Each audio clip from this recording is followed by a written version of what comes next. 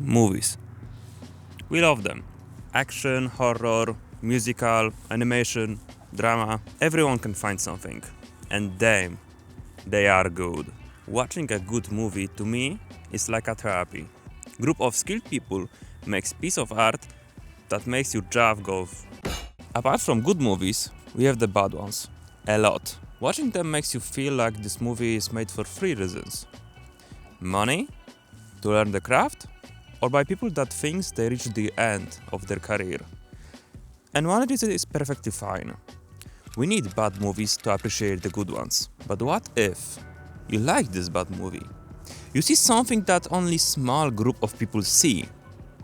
And that is guilty pleasure movies. There is always some that is just bad or overdone. But you're still gonna watch and enjoy it. This rare phenomenon leads to quite interesting discussions. And that is my today topic. My best worst movie that I wouldn't recommend. I can teach you the words, but the limit of your strength, you must learn for yourself. It's Eragon from 2006. I'm sure most of you don't know anything about this movie. Some of you know Eragon as a book. And yes, it is a fantasy book from 2002 made by Christopher Paolini, 15-year-old boy with great interest in Lord of the Rings and aspiration to make something himself. Book was actually nice. It gathered some fan base and sold over 35 million copies. For a first book, it's an amazing result. Young Paolini takes greatly inspiration from Lord of the Rings, but he kept in mind some original ideas. World is quite vast, filled with magic and creatures. Characters is complex and story is big because it's a book with 500 pages. But 20th Century Fox wanted something more, blockbuster size, like Lord of the Rings, but for younger audience. That's why studio completely pushed back Paolini from the script and gave writing to this guy, Peter Buchman. Taking notes from the studio, Butcherman looked at book, threw it away, closed his eyes and started typing. Yeah, that went really well. Fast forward and 4 years later, we have a movie.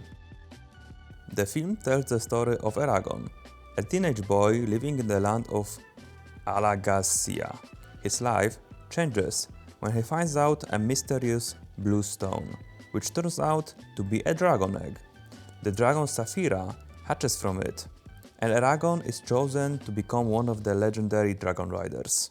Eragon comes under the guidance of Brom, a past dragon rider who teaches him sword fighting, magic, and the ways of the riders. Eragon learns that the land is ruled by the cruel king, Galbatorix, who nearly destroyed the dragon riders and now seeks to control Saphira. During his journey, Eragon meets the elf Arya and becomes involved in the conflict between the king's forces and the rebel group known as the Varden. He must grow quickly, take responsibility and face evil, even though he is not yet fully trained. The film ends with Eragon's first major battle alongside the Varden and hints at his future struggle against Galbatorix and his continuing path as a dragon rider.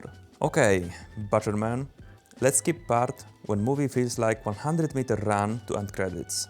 Film is only 1 hour 44 minutes long.